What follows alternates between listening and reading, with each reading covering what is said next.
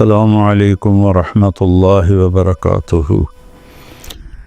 بسم اللہ الرحمن الرحیم، والصلاة والسلام علی رسولہ الکریم وعلی آلہ واصحابہ اجمعین۔ میرے عزیزو، بچوں، بچیوں، محترم بھائیوں، بہنوں، جہاں تک میری آواز جا رہی ہے اور سنی جا رہی ہے، سب کے لیے میری طرف سے سلام بھی ہے اور نیک دعائیں بھی ہیں۔ سال ختم ہونے کو ہے، 2025 شروع ہونے والا ہے۔ انسان کے پاس جو سب سے قیمتی دولت ہے وہ وقت ہے، وہ زندگی ہے، وہ ٹائم ہے، اور ہم ایک ایک پیسے کے لیے محنت کرتے ہیں اور ایک ایک روپے کے لیے کتنی کوشش کرتے ہیں، لیکن ایک سیکنڈ جو وقت ہے، یہ پوری دنیا کے خزانے اس کو واپس نہیں لا سکتے اگر وہ ضائع ہو گیا۔ یا مجھے آج اس کلپ ریکارڈ کرانے کی برکت سے ایک بڑی حدیث یاد آئی۔ ما من یوم الا وهو ینادی یا ابن آدم انی خلق جدید وانا فیما تعمل فی غدا علیک شہید فإن استطعت ان تفعل من خیر فافعل فإنی ان ذهبت لن ارجع الیکم ابدا واللیل یقول مثل ذلک۔ روزانہ جب دن چڑھتا ہے تو اعلان کرتا ہے، لوگو، آدم کی اولاد، میں آج نیا دن آیا ہوں، میں کل والا نہیں ہوں، پچھلے ہفتے والا میں پیر نہیں ہوں، میں نیا ہوں۔ تو کوشش کر کے کچھ اپنے لیے اس دن میں اپنی آخرت کے لیے کچھ بھلائی جمع کر لے، چونکہ میں اگر چلا گیا تو پھر کبھی قیامت تک میں لوٹ کے واپس نہیں آؤں گا۔ اور جب رات آتی ہے تو وہ بھی یہی کہتی ہے کہ کچھ کر لو، میں کبھی واپس نہیں آؤں گی۔ اور ہمارے نبی کا فرمان ہے، افلا ترون الی اللیل والنہار یبلیان کل جدید ویقربان کل بعید ویأتیان بکل موعود۔ دن اور رات کی تیز رفتاری پہ تم غور کیوں نہیں کرتے؟ ایک حدیث میں آتا ہے کہ قیامت کے قریب دن اور رات بڑی جلدی سمٹتے چلے جائیں گے، جو ہم دیکھ بھی رہے ہیں۔ تو تم دیکھو، یہ ہر نئی چیز کو پرانا کر رہے ہیں اور دنیا کو دور لے جا رہے ہیں، آخرت کو قریب لا رہے ہیں، اور اللہ کا جو وعدہ ہے زندہ کرے گا، کھڑا کرے گا، حساب لے گا، وہ تمہارے سروں پر آ رہا ہے۔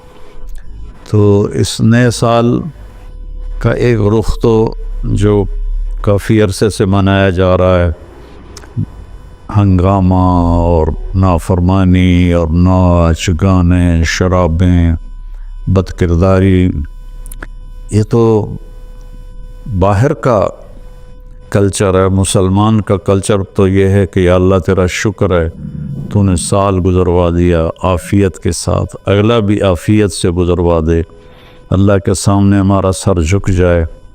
کتنے ہمارے دوست، میں اب جب چاروں طرف دیکھتا ہوں تو گنے چنے چند میرے بچپن کے ساتھی رہ گئے ہیں، باقی سب اللہ کے پاس چلے گئے ہیں۔ جوان بیٹا اپنے ہاتھوں سے مٹی میں اتارا ہے۔ تو یہ عبرت کی جا ہے، تماشا نہیں ہے۔ اللہ نے اس کو قیمتی بنانے کے لیے ہمیں اپنا دین عطا فرمایا ہے کہ اس کے مطابق ہم زندگی گزاریں گے تو اللہ ہماری دنیا بھی بنائے گا، ہماری آخرت بھی بنائے گا۔ من عمل صالحا من ذکر او انثی وهو مؤمن فلنحینہ حیاتا طیبہ۔ کتنی الگ بات قرآن کر رہا ہے کہ ساری دنیا دوڑ رہی ہے کہ پیسہ آئے گا تو ہماری لائف بڑی اچھی ہو جائے گی، خوبصورت ہو جائے گی، لیکن میں تو کوئی 100 کے قریب ملک پھرا ہوں، میں نے تو لائف اٹ سیلف کو بہت دکھی دیکھا ہے۔ چیزیں، پیسہ، ذاتی جہاز، ذاتی کروز، سب کچھ دیکھا، لیکن زندگی اٹ سیلف کو بہت دکھی دیکھا ہے۔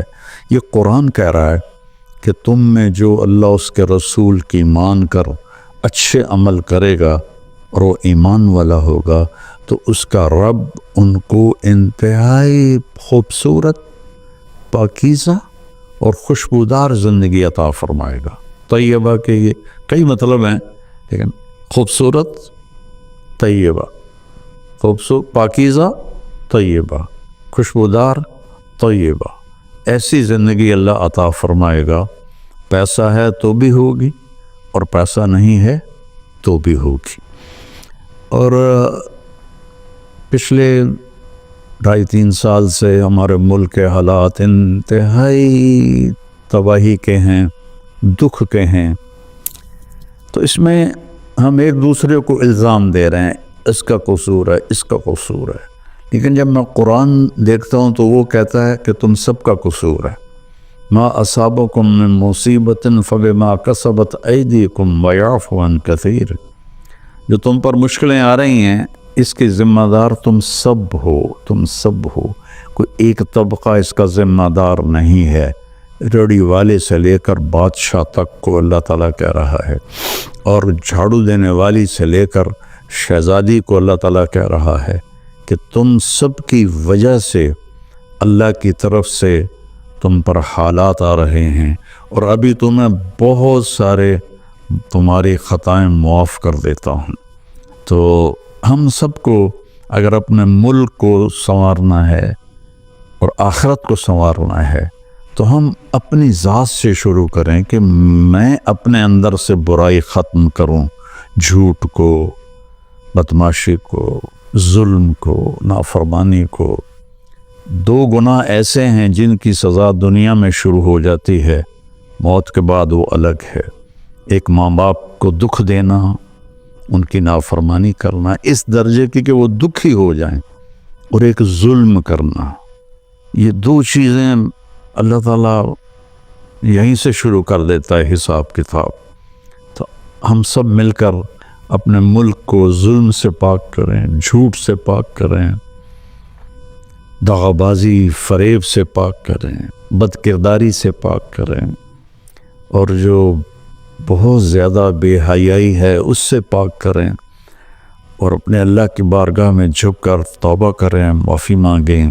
گھر ٹوٹ رہے ہیں، طلاقیں ہو رہی ہیں، طلاقوں کی ریشو بہت بڑھ گئی ہے کہ زندگی گزارنے کا پتہ ہی کوئی نہیں ہے۔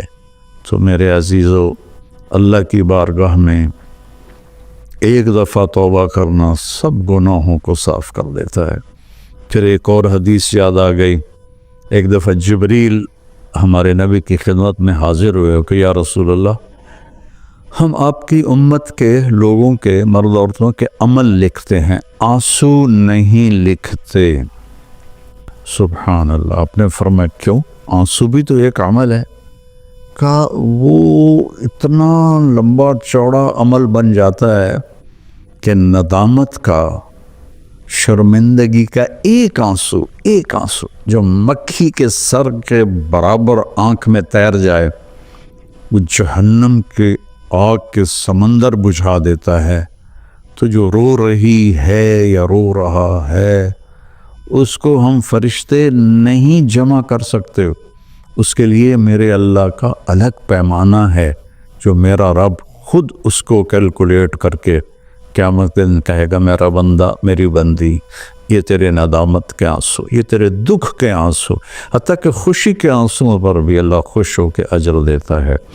تو ہم اللہ کی بارگاہ میں توبہ کریں اور اس کی بارگاہ میں جھک کر اللہ سے مانگیں کہ یا اللہ، چونکہ زمین آسمان پر بادشاہی تو اللہ کی ہے، یہاں حکم تو اللہ کا چلتا ہے، ڈنڈے کا نہیں چلتا، اللہ کا چلتا ہے، اور اللہ جب خیر کا ارادہ کرتا ہے تو إِن يَمْسَسْكَ اللَّهُ بِضُرٍّ فَلَا كَاشِفَ لَهُ إِلَّا هُوَ، میں اگر تم پاکستان والوں کو مصیبت میں ڈال دوں یا پوری دنیا کو، تو کوئی ہے کہ اسے کوئی ہٹا کے دکھا دے؟ وَإِن يُصِبْكَ بِخَيْرٍ، اور اگر میں عرشوں سے فیصلہ کر دوں کہ ہاں بھائی پاکستان کو مثالی ملک بنا دو، دنیا کو مثالی دنیا بنا دو، فَلَا رَادَّ لِفَضْلِهِ، تو پھر دنیا کی کوئی طاقت، کوئی اسکیم نہیں ہے کہ جو میرے فضل کو روک سکے۔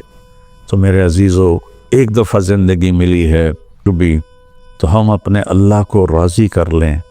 ایک اللہ کو ماننا یہ سب سے بڑی عبادت، لا الہ الا اللہ، کہ اللہ ایک ہے، اس کے سوا کوئی مدد والا، عبادت کے قابل، مدد کے قابل کوئی بھی نہیں ہے سوائے اللہ کے، جو حی قیوم ہے، جس پر موت نہیں آتی، جس پر بڑھاپا نہیں آتا، جو کسی چیز کا محتاج نہیں ہے۔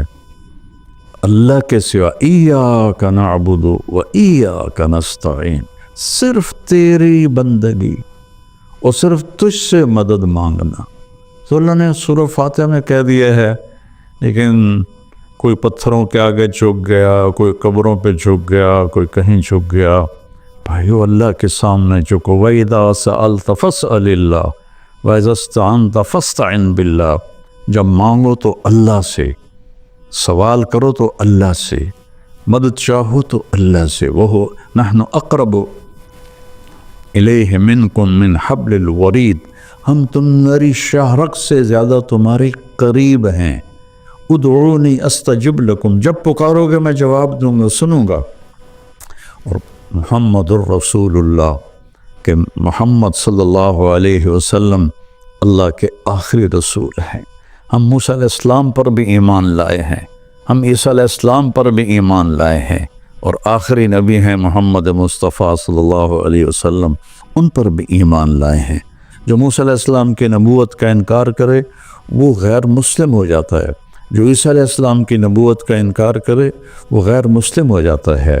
لیکن اسلام کی تکمیل ہے کہ محمد الرسول اللہ، اللہ کے آخری رسول ہیں محمد مصطفیٰ صلی اللہ علیہ وسلم، ان کے بعد کوئی نبی نہیں ہے۔ جو بھی دعویٰ کرے گا وہ غلط دعویٰ کر رہا ہے۔ تو میرے بچوں، میرے بیٹیوں، میرے بیٹوں، میرے بھائیوں، میری بہنوں، ففروا الی اللہ، آئیں ہم سب اللہ کی بارگاہ میں جھکیں اور توبہ کریں، تاکہ ہمارا یہ نیا سال عافیت کا ہو، سلامتی کا ہو۔ اگر جانے کا فیصلہ اللہ کی طرف سے ہے تو ایمان پر ہو، سلامتی کے ساتھ ہو۔ اگر زندگی ہے تو وہ بھی صحت سلامتی کے ساتھ ہو، اور اللہ ہمارے ملک میں محبتیں پیدا فرمائے، نفرتوں کو ختم فرمائے۔ سب سے زیادہ مجھے تکلیف ہوتی ہے جب مذہب کے نام پر نفرتیں پھیلائی جاتی ہیں اور ایک دوسرے کی گردنیں کاٹی جاتی ہیں۔ اللہ کے واسطے اس فرقہ واریت سے نکلو اور اپنے آپ کو مسلم بناؤ۔ ہم مسلم ہیں، شیعہ سنی ہمارا تعارف نہیں ہے، وہابی بریلوی دیوبندی ہمارا تعارف نہیں ہے۔ ہمارا تعارف ہے هو سماکم المسلمین من قبل، اس نے تمہارا نام رکھا ہے مسلمین۔ باقی اختلاف کرو، فیصلہ ایک دن ہو جائے گا۔ یہاں ترازو ہم اپنے ہاتھ میں نہ لیں، درگزر کریں، معاف کریں، محبتیں پھیلائیں، اپنے کاروبار سے جھوٹ کو، سود کو، دھوکے، فراڈ کو نکالیں، نشوں سے بچیں۔ یہ ایک آیت آپ کو سنا کے ختم کرتا ہوں، وَسَقَاهُمْ رَبُّهُمْ شَرَابًا طَهُورًا، کہ جنہوں نے دنیا میں ان نشوں سے اپنے آپ کو بچایا اور اللہ تعالیٰ کو راضی کیا، تو ان میں سے ایک کا مقام یہ ہے کہ سقاہم ربہم، ان کا رب خود انہیں شراب طہور پلائے گا۔ اور وہ کہیں گے یا اللہ آپ تو اتنے بڑے رب ہیں، آپ ہمیں پلا رہے ہیں، تو اللہ فرمائیں گے ان ھذا کان لکم جزاء وکان سعیکم مشکورا، یہ تمہاری محنت کا صلہ ہے جو تم نے دنیا میں صبر کیا، آج اپنے رب کی بارگاہ میں تمہارا رب تمہیں پلاتا ہے، وہ کیا اعلیٰ مقام ہوگا۔ اللہ تعالیٰ جتنے بھی گناہ ہیں مایوس نہ ہوں، پریشان بھی نہ ہوں، فکر مند بھی نہ ہوں، صرف توبہ کریں، صرف توبہ کریں۔ یہ کہنا ہے کہ اللہ آپ ہی معاف کر دے گا، آپ خود سوچو شمر اور حسین برابر پھر ہو جائیں گے؟ کوئی انصاف بھی تو کوئی چیز ہے؟ آل رسول کا خون پانی کی طرح بہہ جائے اور دونوں ایک ہی ترازو میں بیٹھ جائیں، ہے کوئی عقل میں آنے والی بات؟